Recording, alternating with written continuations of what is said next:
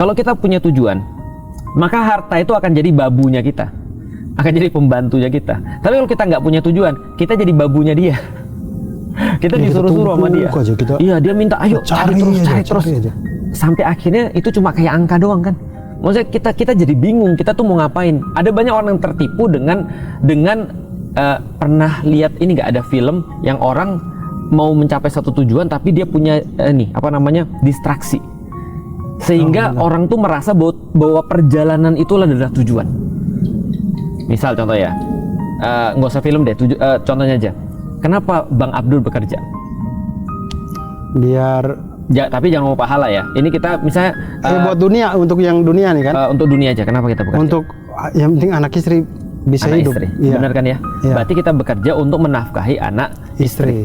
Pertanyaannya, berapa banyak laki-laki yang pergi bekerja terus pulang dia bilang urus anakmu, aku udah capek. Paham nggak maksudnya? Iya. Berapa banyak laki-laki yang merasa bahwasanya dia tugasnya bekerja? Dia tuh tugasnya bukan bekerja loh. Tugasnya itu mendidik anak istrinya. Cuman kan nggak bisa kalau nggak dikasih makan. Iya. Maka kita bekerja itu untuk supaya kita bisa didik istri dan anak kita.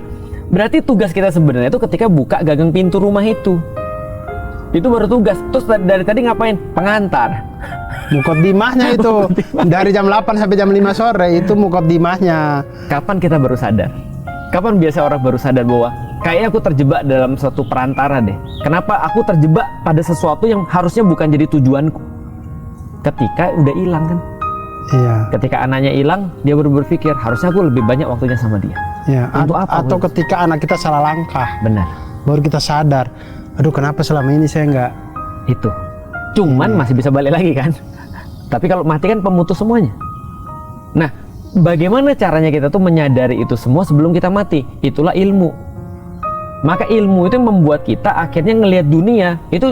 Makanya Allah bilang gini, bagi orang-orang yang berilmu, ini secara eksplisit ya, bagi orang-orang punya ilmu, dunia itu nggak ada ubahnya dunia nggak ada ubahnya cuma seperti sayap nyamuk. Bagi orang berilmu nggak ada nilainya. Kenapa? Karena dia ngerti bagaimana ujung daripada dunia ini.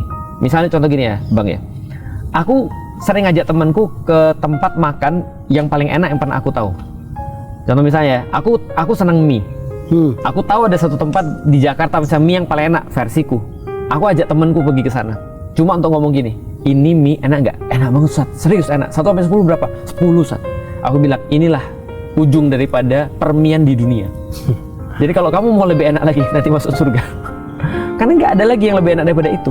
Jadi artinya yang bisa dibeli oleh dunia itu terbatas. Nggak ada yang apa ya? Dunia tuh begini nih, sampai atas ini udah balik lagi. Cuma itu aja. Teori Gosens ya. Kepuasan itu akan berkurang seiring dengan konsumsi.